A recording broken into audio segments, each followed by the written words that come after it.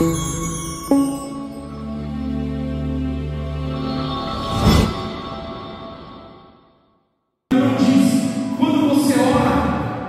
anjos até dizem: Deus vai ser 4 ou 5, não para tudo, porque o meu servo está clamando diferente. O meu servo hoje resolveu me tocar diferente. Então hoje creia que portas, correntes serão quebradas, e na próxima quarta-feira você crendo estará o parente seu aqui dentro. Não haverá terrores nem portas que ficará de pé diante da tua adoração. Por isso eu te convido a adorar e exaltar o nome do Senhor. Por toda a minha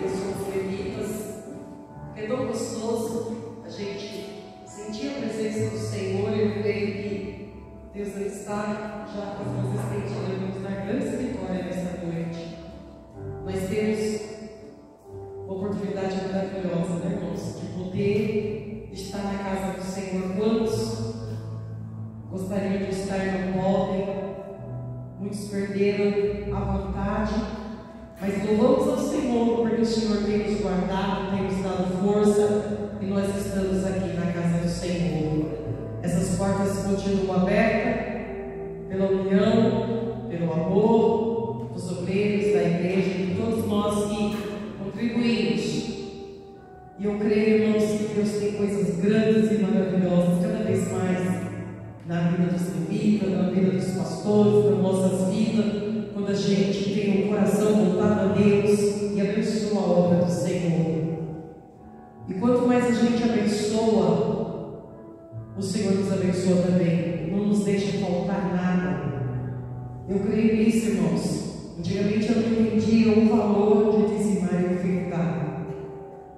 E eu fui aprender isso juntamente aqui neste lugar, quando eu comecei, com toda sinceridade do meu coração, a ver como é importante a gente ter esse amor na obra. E o Senhor nos contribui muito bem, Ele nos ajuda.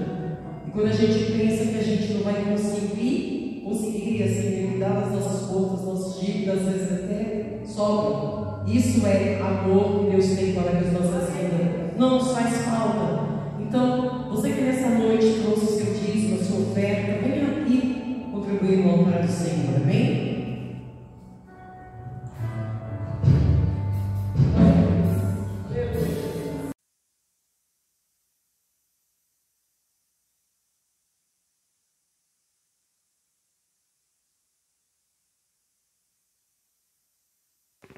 Amém? Boa noite aos irmãos.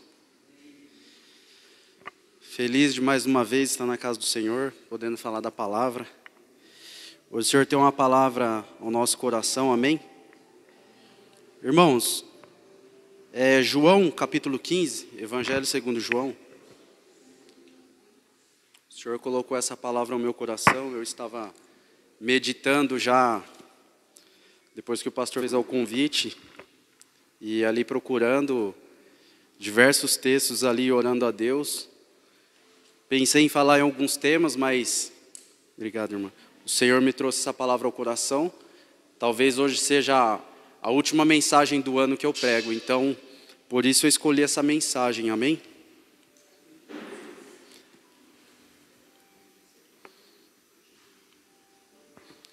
Amém? Todos acharam? João capítulo 15.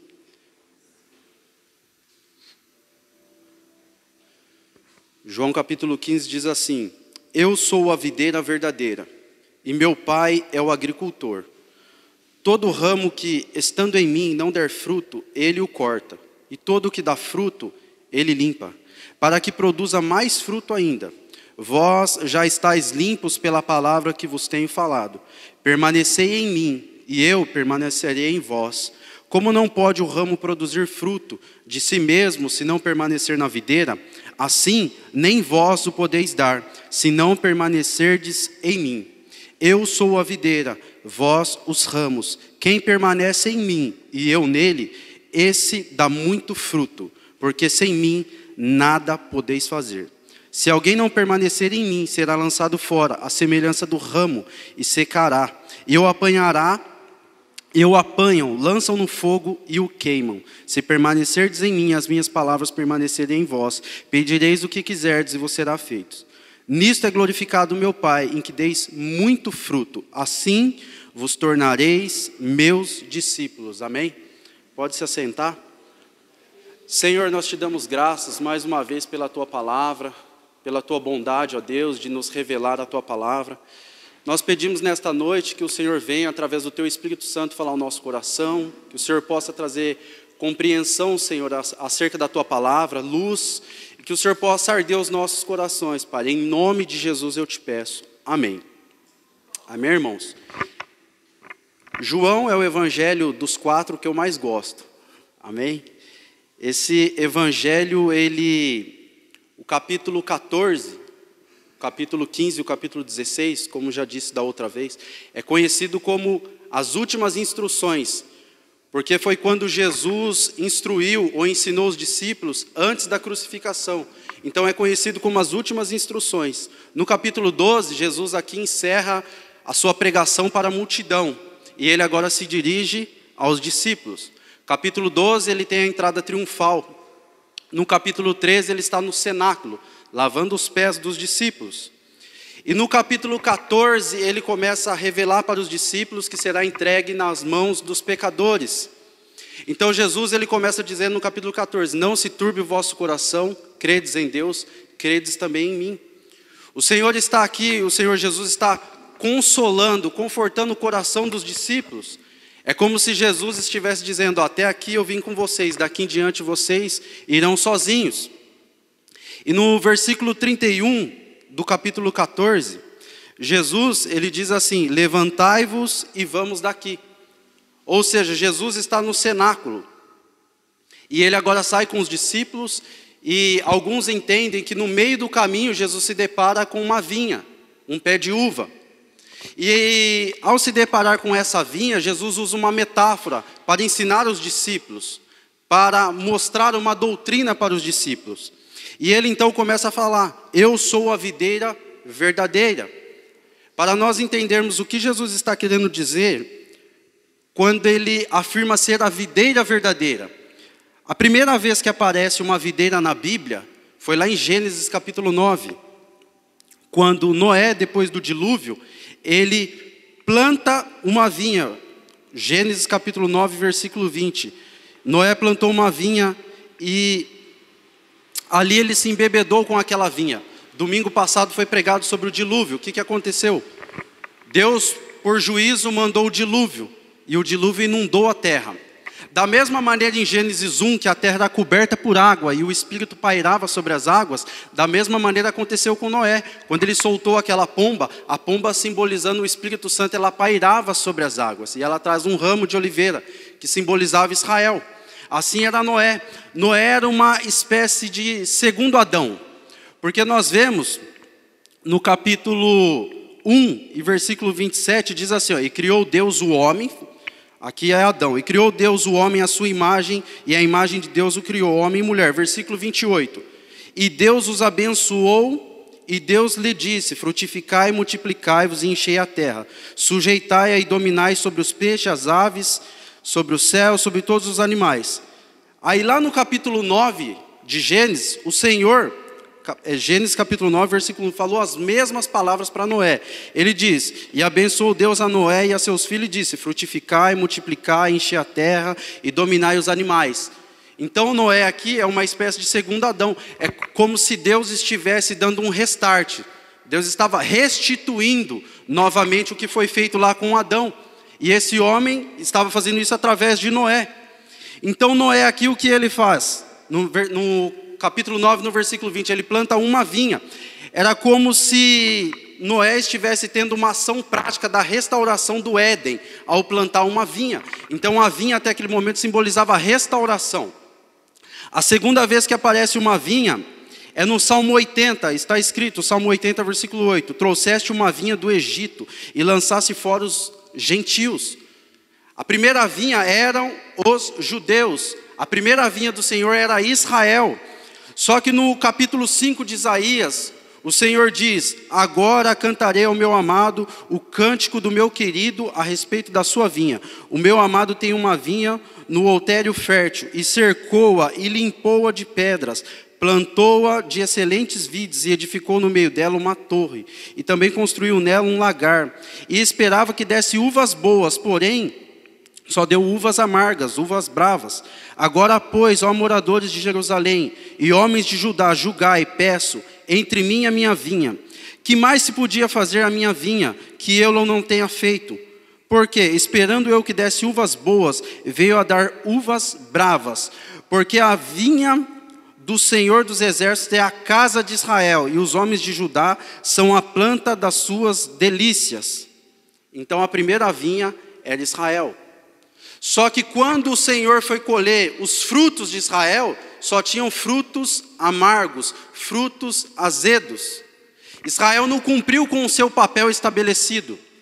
Porque Deus, a presença de Deus, o conhecimento de Deus se revelara através de Israel. Deus escolheu a nação de Israel para se revelar para a humanidade.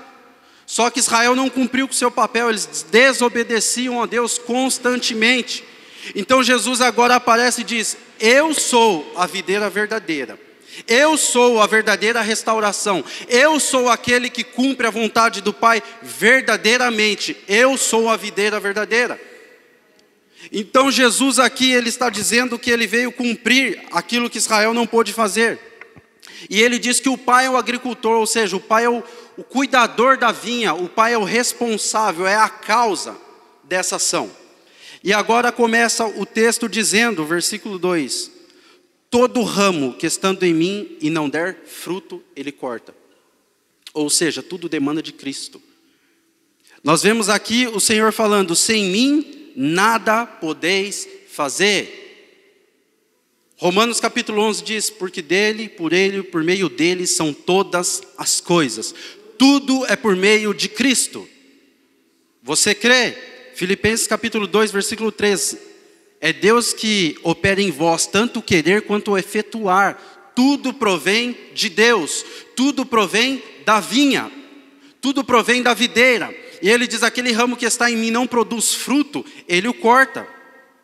Efésios capítulo 2, aqui ele não está falando que a causa da salvação são as obras, são os frutos.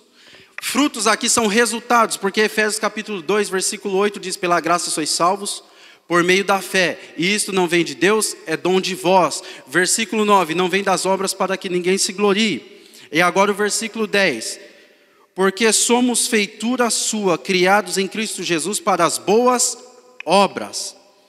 E o que lemos aqui, João, ele diz que nós fomos escolhidos, João 15, 2, João 15, 8, nisto meu Pai é glorificado, que deis muitos frutos. Não tem como estar na videira sem dar frutos. Não tem como ser cristão e não ter frutos. E que frutos são esses? Nosso testemunho. Só que ele diz que todo ramo que está na videira e não dá fruto, ele corta. Tem como um ramo estar na videira e não dar fruto? O que Jesus está falando aqui, de não dar fruto, é porque no capítulo 13, ele diz assim: nisto meu Pai é glorificado, que deis fruto. Assim sereis meus discípulos. Versículo 8. Jesus está ensinando aqui através da experiência de Judas. No capítulo 13, Jesus ele participa da ceia. E o que ele faz? Ele lava os pés do discípulo. Ele toma a ceia com os discípulos. Ele diz: um de vós há de me trair. E eles perguntam: quem, Senhor? Aquele que molhar na mesma taça que eu. Judas então se levanta e sai. Judas, ele andava com Jesus, ele se parecia com os discípulos, e alguns estudiosos dizem que Judas era o mais centrado de todos, o mais equilibrado. A pergunta é: mas Judas fazia parte da videira? A Bíblia diz que nem todos que dizem Senhor, Senhor, herdarão o reino dos céus. Mateus 7, 21, nem todo que me diz Senhor, Senhor, entrará no meu reino. Muitos me dirão naquele dia: Senhor, no teu nome eu profetizei. O que é dar frutos? Dar frutos é dar testemunho de Cristo, é ser parecido com Cristo. Toda árvore boa, o Senhor Jesus disse em Mateus 7, uma árvore boa vai dar frutos bons. Então não tem como você ser cristão e não produzir boas ações, não ter um bom testemunho. Ah, mas o irmão canta, o irmão prega, o irmão profetiza. Mas o Senhor diz em Mateus 7, 21, naquele dia muitos me dirão: no teu nome eu expulsei demônios, no teu nome eu profetizei, eu curei.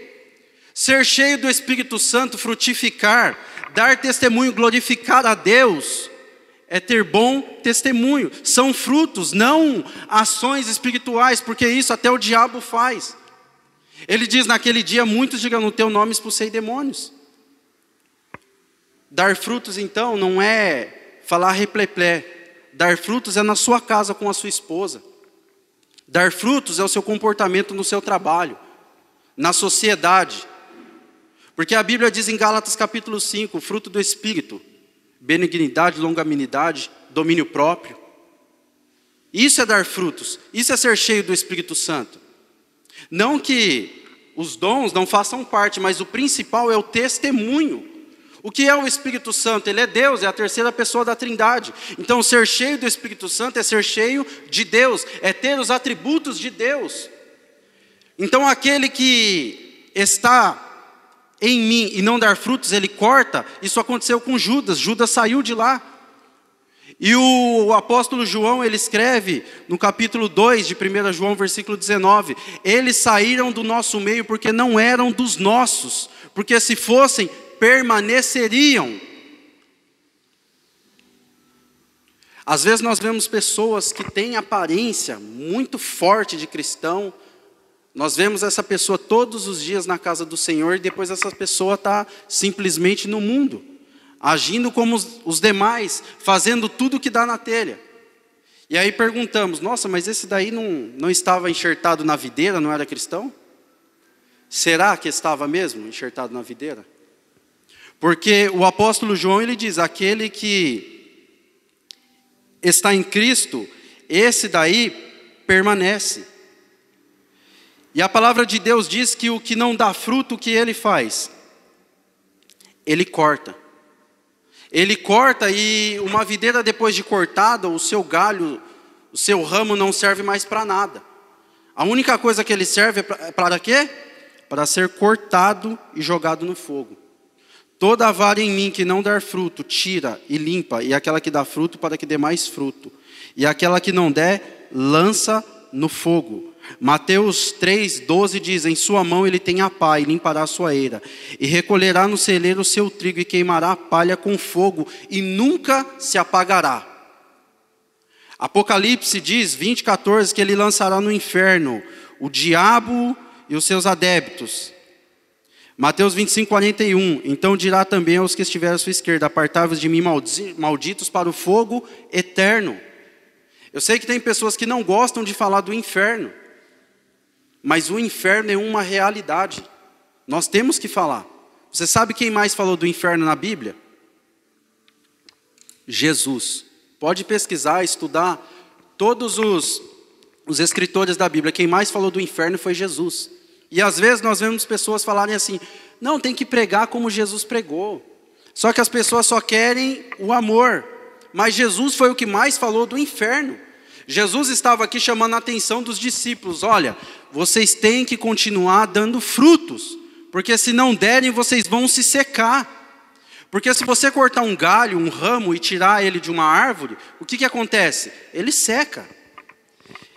E ele se secando, ele só serve para queimar. Então, o Senhor Jesus, ele diz, permanecei em mim. Nós estamos terminando o ano, e muitas pessoas aqui passaram por diversas situações, diversos problemas. Muitos pensaram em sair da videira, mas o Senhor trouxe essa palavra aqui para dizer, permaneçam em mim. O verbo aqui permanecer aparece 10 vezes, do versículo 4 ao versículo 10, se você ler, permanecer em mim, permanecerei em vós. Aí, final do versículo 4, permanecer na videira, permanecereis em mim, versículo 5, quem permanece em mim, final do versículo 5, porque sem mim nada podeis fazer, versículo 6, permanecer em mim, versículo 7, permanecer em mim, versículo 9, permanecer em mim, versículo 10, permanecer em mim, permaneço, e assim vai por 10 vezes até o versículo 10, depois continua. Então a chave desse texto é permanecer. Não basta chegar, mas temos que permanecer no Senhor. O Salmo 24 diz, quem subirá ao santo monte do Senhor? Só que ele continua, mas quem permanecerá?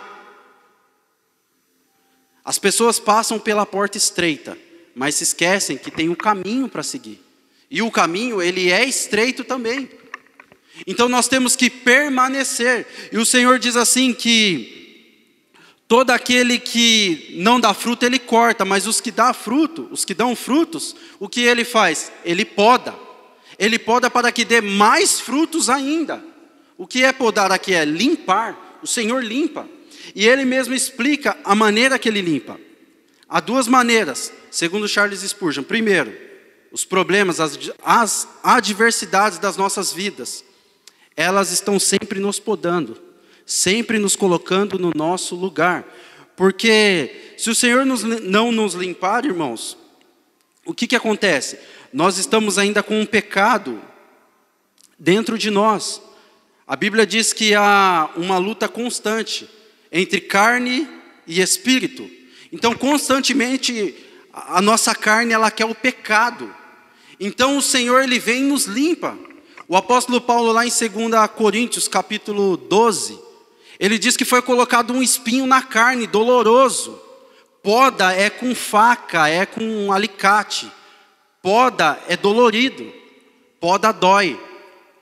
O apóstolo Paulo diz que foi colocado um espinho na carne dele para que ele não se gloriasse. É necessário que o Senhor venha nos podar para que possamos crescer cada vez mais.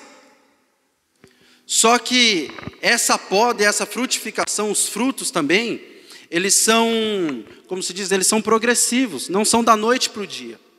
Há um processo chamado santificação. A santificação, ela é um processo. Gradativamente nós vamos crescendo e crescendo no Senhor, cada vez mais deixando o velho homem e se aproximando mais de Cristo. E isso daí vem nas nossas vidas através da poda. E o Senhor mesmo explica que essa poda, ela vem também através da palavra. João 15:3, vós já estáis limpos pela palavra que eu tenho dito. É a palavra que nos poda. Por isso a importância da palavra. Provérbios 13:12 diz, porque o Senhor repreende aquele que ama, assim como o pai repreende um filho que quer bem. Hebreus 12:6, porque o Senhor corrige o que ama e açoita qualquer que recebe por filho. 2 Timóteo 3:16, toda escritura é divinamente inspirada e proveitosa para ensinar, para repreender e para corrigir e instruir na justiça. Essa é a importância da palavra. Porque a palavra, ela vem nos podar. Nós vemos aqui o exemplo de Pedro, que andou 3 anos com Jesus e constantemente Jesus teve que fazer o quê? Podando Pedro. Constantemente. Pedro cortou a orelha do servo do sumo sacerdote, Malco. Jesus falou, Pedro, quem com ferro fere, com ferro será ferido. Constantemente o Senhor Jesus estava podando Pedro pela palavra. Às vezes tem pessoas que não gostam da palavra que confronta, da sã doutrina, porque aqui a palavra é doutrina, ensinamento, mas é necessário para as nossas vidas. Nós não gostamos mesmo de ser confrontados, que apontem o dedo e dizem que estamos errados, mas é necessário para o nosso crescimento. Você corrige o seu filho porque você ama o seu filho. Às vezes você vê o seu filho chorando, eu vejo minha filhinha chorando, ou que seja o meu filho. É ruim você colocar no castigo, mas você sabe que é necessário. Às vezes dói mais num pai corrigir o filho do que no próprio filho. Mas você tem que fazer isso para o crescimento dele. Assim é o Senhor com as nossas vidas. Assim é o Senhor conosco. Aquilo que você entende não ser pecado, o Senhor abomina. Aquilo que você acha que pode, o Senhor diz, não pode, não faz. Aquilo que você acha estar vivendo de acordo com a palavra do Senhor, o Senhor vem, coloca o dedo no seu rosto e diz, você está errado. Coloca o teu altar em dia. Elias, ele pregou para a nação de Israel, ele veio com um propósito. Ele veio acabar com o ecumenismo do povo. O povo estava fazendo um culto ecumênico. Baal era Deus para eles e o Senhor era Deus. Elias veio e falou, se o Senhor é Deus, siga o Senhor, mas se é Baal, então siga Baal, mas coloquem o altar em dia. A maioria dos profetas na Bíblia, a maioria dos profetas, para não dizer todos, trouxeram repreensão para o povo de Israel. Isso serve para mim, serve para vocês. Nós todos estamos incluídos nisso, constantemente o Senhor está falando, olha, você tem que mudar isso. Sabe qual é a oração mais difícil que tem para fazermos? É aquela, Senhor, sonda-me e me conhece. Vê se há em mim algum caminho mau, Senhor. Essa é a oração mais difícil de se fazer. Você olhar para você mesmo e falar, Senhor, vê se há algum caminho mau em mim. Senhor, vê se eu preciso melhorar algo. E eu te falo com toda a certeza do mundo, por experiência, nós temos que melhorar muita coisa. Jesus é a videira verdadeira, Jesus é aquele que veio para verdadeiramente glorificar ao Pai. Dar frutos é glorificar a Deus. Ele diz, se vocês permanecerem em mim, tudo que pedis será feito. Mas esse tudo que pedires está dentro do contexto. Tudo que pedires para a glória do Pai, para que vocês frutifiquem, isso será feito. Porque lá em Tiago ele diz, não recebestes porque pedis mal. E alguns falam, não, você pediu um fusquinha, então você ganhou um fusquinha. Não, você pediu uma casinha, então você está pedindo mal. Não, o contexto diz, vocês estão pedindo para os seus próprios deleites. Tudo que fazemos temos que pensar na glória de Deus. A poda, ela é dolorida, o caminho ele é estreito, mas a videira e os ramos têm que estar preparados para as 4 estações do ano. O verão, a chuva, o inverno tem que estar pronto para tudo. E ainda que esse ramo ele desça ao chão, e a poeira, a terra cubra esse ramo, e alguns pensem que esse ramo não vai se levantar mais, o Senhor vem com um sopro da sua boca e tira toda a areia, toda a terra, limpa e faz com que esses ramos se coloquem de pé. Porque Jesus disse lá em João, capítulo 10, vós sois as minhas ovelhas, e aquelas que o Pai me deu, nenhuma delas eu irei perder. Nem que ele tenha que atravessar todo o bosque, subir as montanhas, colocar nas costas a ovelha perdida, mas ele não vai desistir de você. Por isso a palavra é, permaneça em mim, aquele que permanecer no meu amor, eu permanecerei nele. E o versículo mais difícil que tem, é quando ele diz, se guardardes os meus mandamentos, permanecereis no meu amor. Versículo 10, meus irmãos, esse versículo, se eu tivesse a oportunidade de ir na rádio, na TV Globo, e falar desse versículo, eu falaria. Porque todos amam a Jesus. Agora estamos chegando no Natal, todo mundo ama Jesus. Todo mundo ama a Deus. Todo mundo conhece ao Senhor Jesus. Mas a pergunta é, quem são os que amam? Ele diz, se guardardes os meus mandamentos, permanecereis no meu amor, assim como também tenho guardado os do meu Pai. O Senhor Jesus veio para dar exemplo, assim como o Pai me amou, eu vos amo. Assim como eu guardo os mandamentos do meu Pai, vocês também devem guardar. Então, amar ao Senhor Jesus é guardar os mandamentos. E o mundo não ama Jesus. O capítulo 14 ele diz, aqueles que creem nos meus mandamentos e os guardam, esses são os que me amam. Amar ao Senhor Jesus é guardar a sua palavra, é guardar os seus mandamentos. Eu conheço a Jesus. A questão não é se você conhece a Jesus. A questão é se Jesus te conhece. Ele diz, naquele dia muitos dirão, no teu nome expulsei demônios, eu curei enfermos, e eu direi, eu nunca vos conheci. Entendeu a diferença? A diferença não é você conhecer o Senhor Jesus, é se Ele te conhece.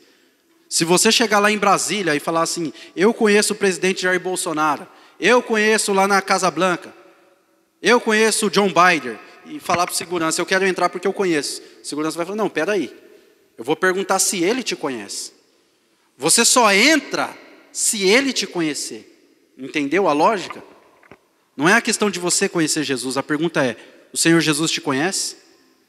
Se Jesus hoje vier buscar os teus frutos, o que o Senhor irá colher? Os mesmos frutos de Isaías capítulo 5, frutos amargos, azedos? Ou frutos que glorificam a Deus?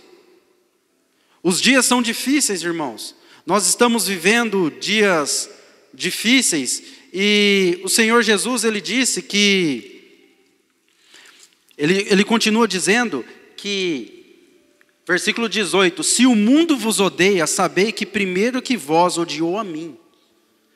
Aqui é como se Jesus estivesse ensinando os discípulos a andar de bicicleta, segurando no guidão, segurando aqui no assento e empurrando eles.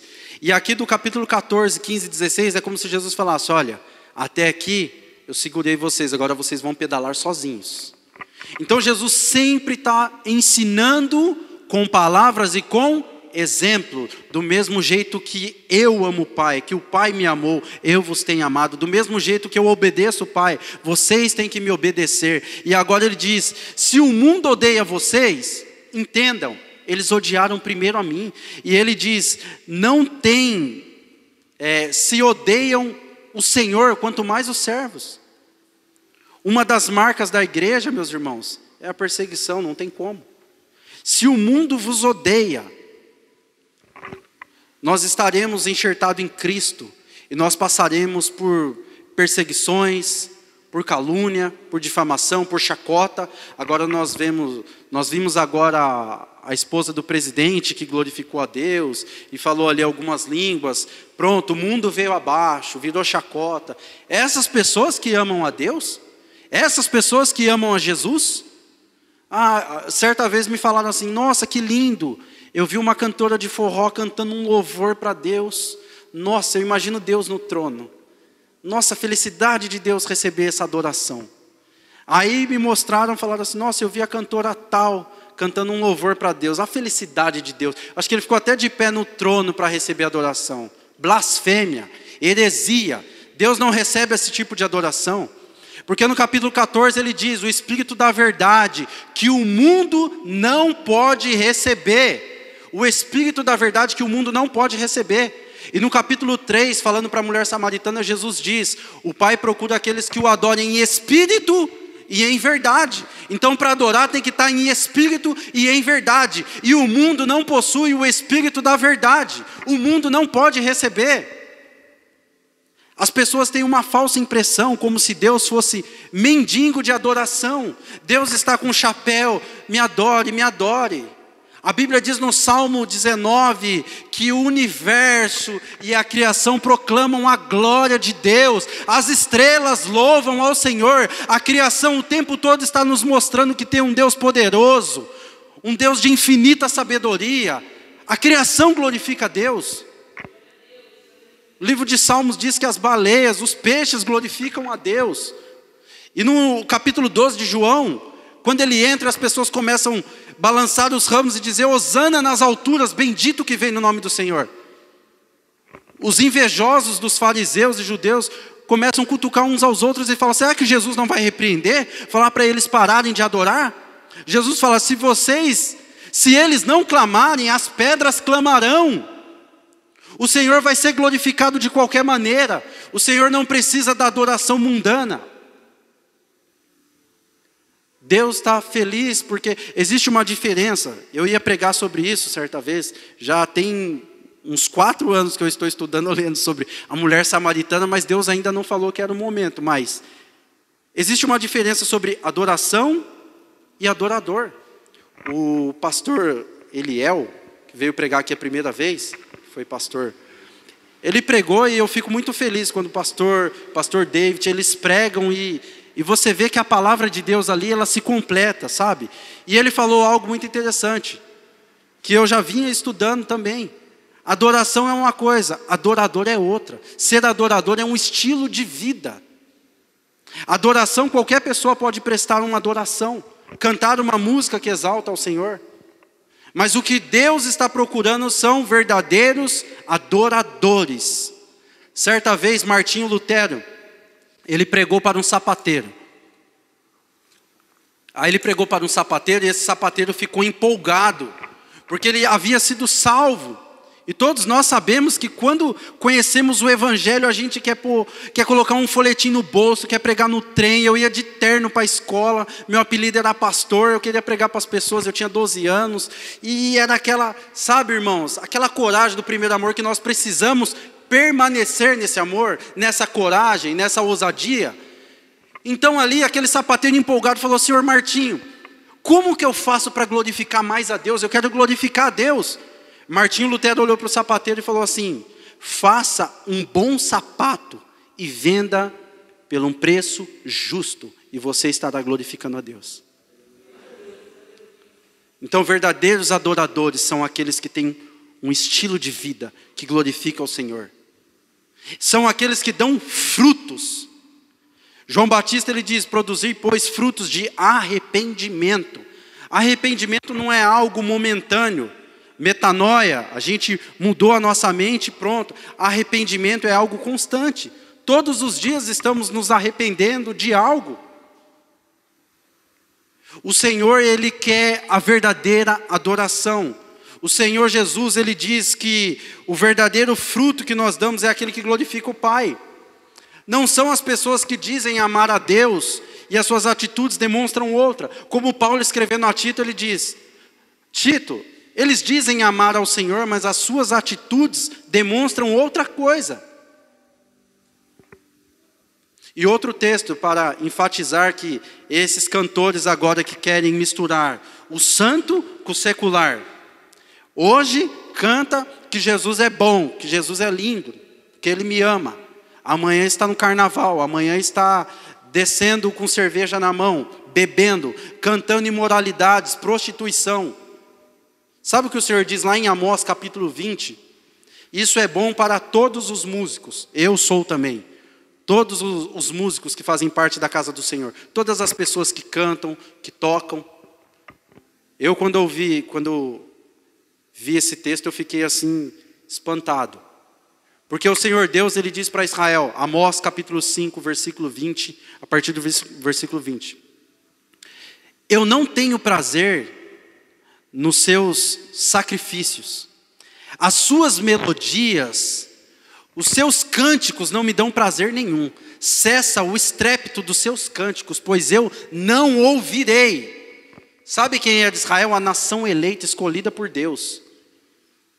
Israel tem um jeito peculiar de adorar a Deus. Eles tinham toda uma cerimônia, roupas, os melhores músicos, peritos. Deus falou, olha, eu não estou tendo prazer nenhum nessa adoração.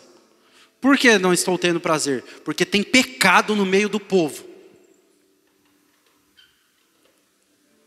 Então o Senhor falou, cessa o barulho dos seus cânticos, porque eu não ouvirei. O Senhor está procurando verdadeiros adoradores.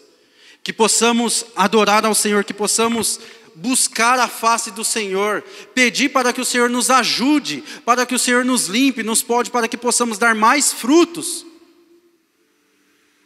Às vezes as dificuldades, as lutas, elas vêm mesmo. Perseguição. Mas tem aquele ditado, né? Árvore que dá fruto é apedrejada, é isso, né?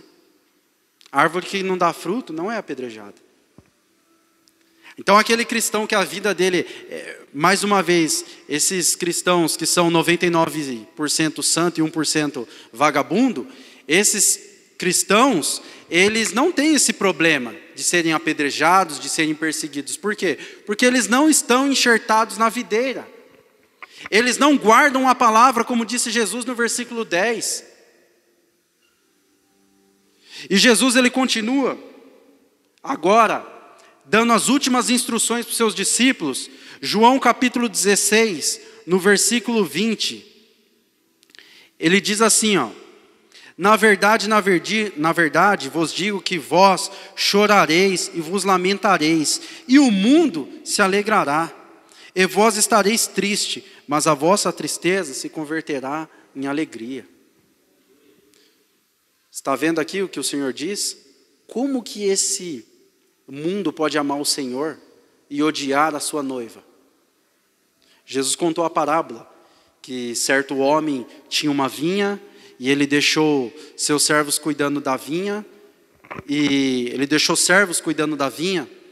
vieram homens e mataram esses servos. Aí esse dono da vinha falou, não, eu vou deixar o meu filho que certamente não matarão meu filho. Aí Jesus diz, o que você acha que o dono da vinha vai fazer com esses homens quando ele voltar e ver que eles mataram seu filho?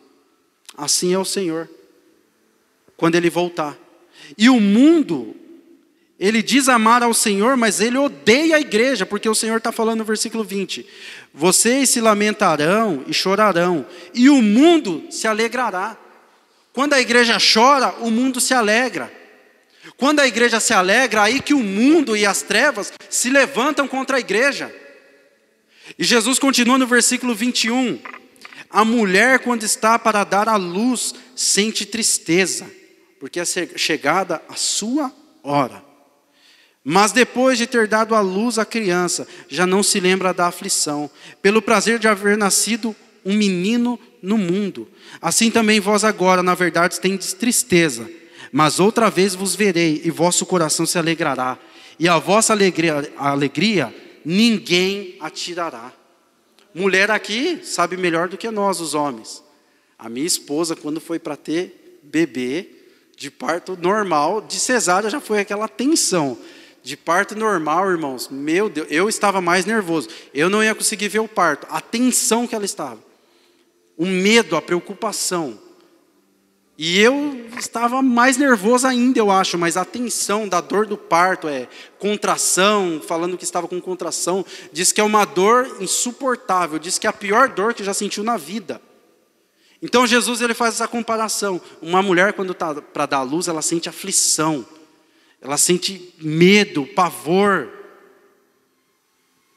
Só que depois que ela dá à luz, ela sente alegria, até se esquece da dor. Eu não sei como foi o seu ano. Eu não sei os seus momentos de dor que você passou. Nós conhecemos pessoas,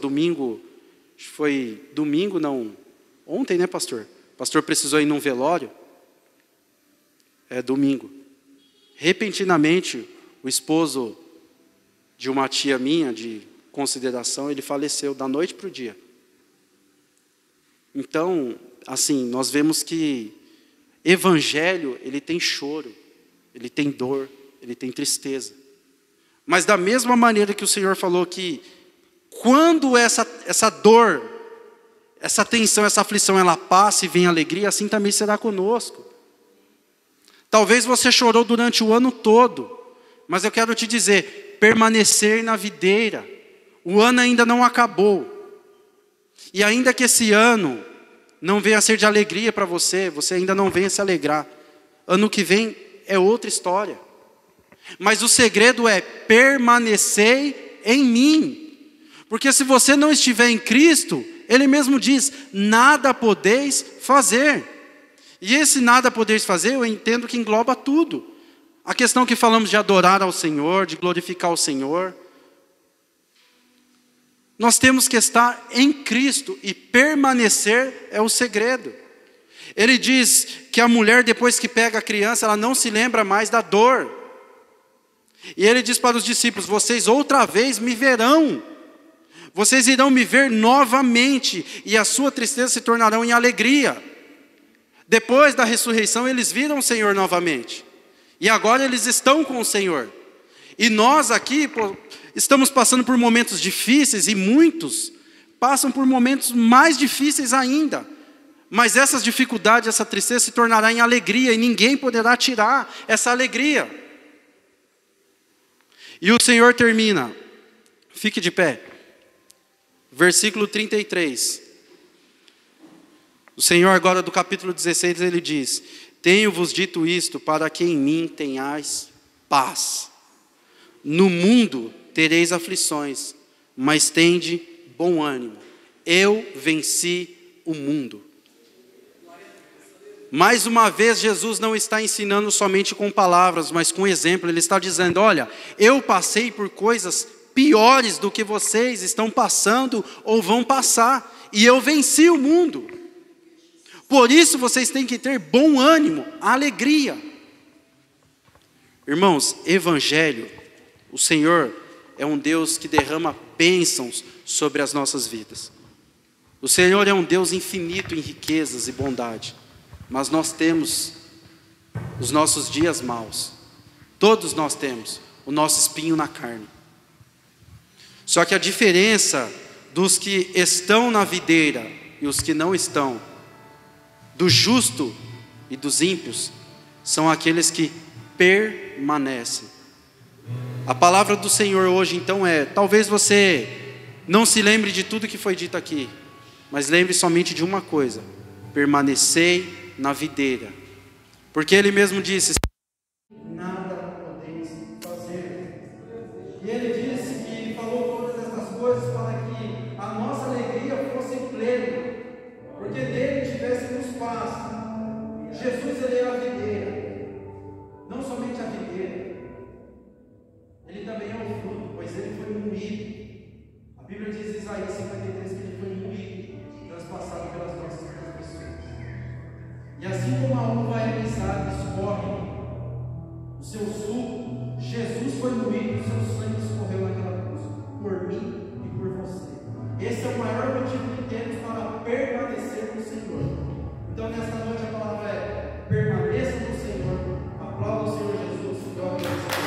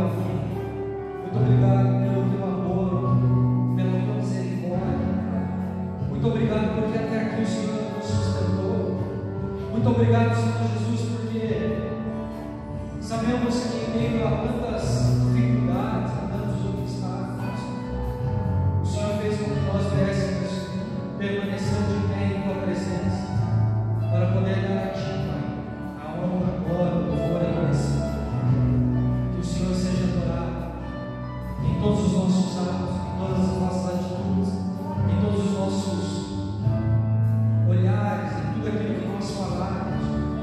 Que tudo, Senhor Jesus, seja para o teu louvor, pois tudo que tem folha louva ao Senhor. Portanto, somente você que crê, aplaude e glorifica a Deus.